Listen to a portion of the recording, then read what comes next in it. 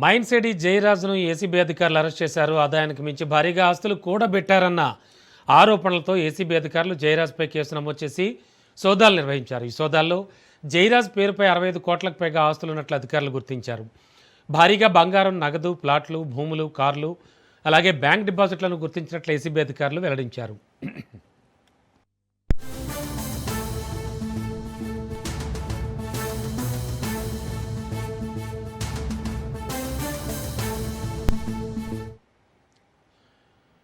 ఇక అనంతరం జయరాజ్ను అరెస్ట్ చేసి కోర్టులో హాజరుపరిచారు. విచారించిన న్యాయస్థానం జయరాజ్కు 14 రోజుల పాటు రిమాండ్ విధించింది.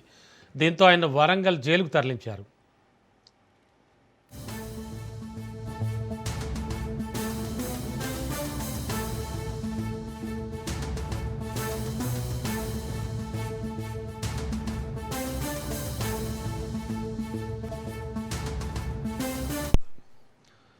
లేటెస్ట్ ఇన్ఫో అందించడానికి మా కరస్పాండెంట్ పవన్ సిద్ధంగా ఉన్నారు. పవన్, ముందే ఆయన మైన్స్కి సంబంధించి జయరాజ్ మరి భారీగా ఆస్తులు కూడబెట్టారట.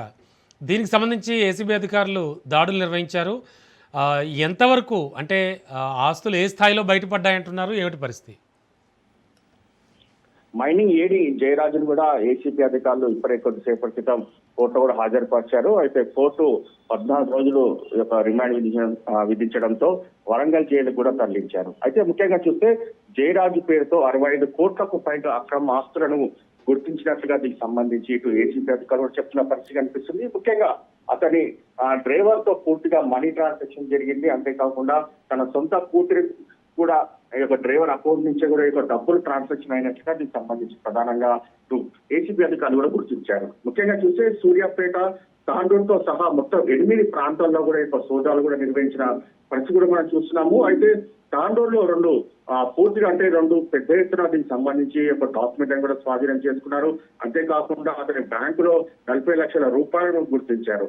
అయితే ఫిక్స్డ్ డిపాజిట్ 20 లక్షలు కూడా గుర్తించిన పరిస్థితి కూడా కనిపిస్తుంది. మొత్తము జనగామ జిల్లాలో 5 ఎకరాల వ్యవసాయ భూమితో పాటు దీనికి సంబంధించి తాండూరుతో పాటు వికారాబాద్ లో కూడా కొంత వ్యవసాయ భూమిని కూడా దీనికి సంబంధించి కూడా కనుగొన్నారు. మొత్తానికి ఓవరాల్ గా చూస్తే ఏడీగా మైనింగ్ సంబంధించి జయరాజు ప్రస్తుతం కొనసాగుతున్న నేపథ్యంలో అతని పైన భారీగా ఆదాయానికి మించి ఆస్తులు ఉన్నాయని చెప్పి కూడా దీనికి సంబంధించి పలు ఆరోపణల నేపథ్యంలోనే ఏసీబీ అధికారులు ఒక్కసారిగా సోదాలు నిర్వహించారు. అంతేకాకుండా అతని కుటుంబ సభ్యులు కావచ్చు, అతని సన్నిహితుల ఇంట్లో కూడా సోదాలు కొనసాగిస్తున్న నేపథ్యంలో జయరాజ్ పైన 65 కోట్లకు పైగా ఆస్తులు గుర్తించడం ఒక్కసారిగా పూర్తిగా సంచలనంగా మారింది. ఎందుకంటే ఇంత పెద్ద ఎత్తున అక్రమాస్తులు గుర్తించడము, పెద్ద ఎత్తున దీనికి సంబంధించి అవినీతికి పాల్పడడం, దీనిపైన ఏసీబీ అధికారులు కూడా చాలా సీరియస్ గా తీసుకున్నారు. అంతేకాకుండా ఇంకా సోదాలు కొనసాగుతూనే ఉంటాయని చెప్పి కూడా ప్రధానంగా దీనికి సంబంధించి ఏసీబీ అధికారులు చెప్తున్నారు. అయితే ఈ మనీ ట్రాన్సాక్షన్ ఏ విధంగా జరిగింది, అంటే ఏ సంవత్సరంలో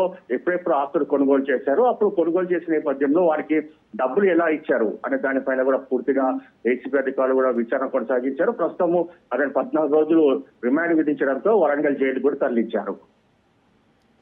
థ్యాంక్ యూ పవన్.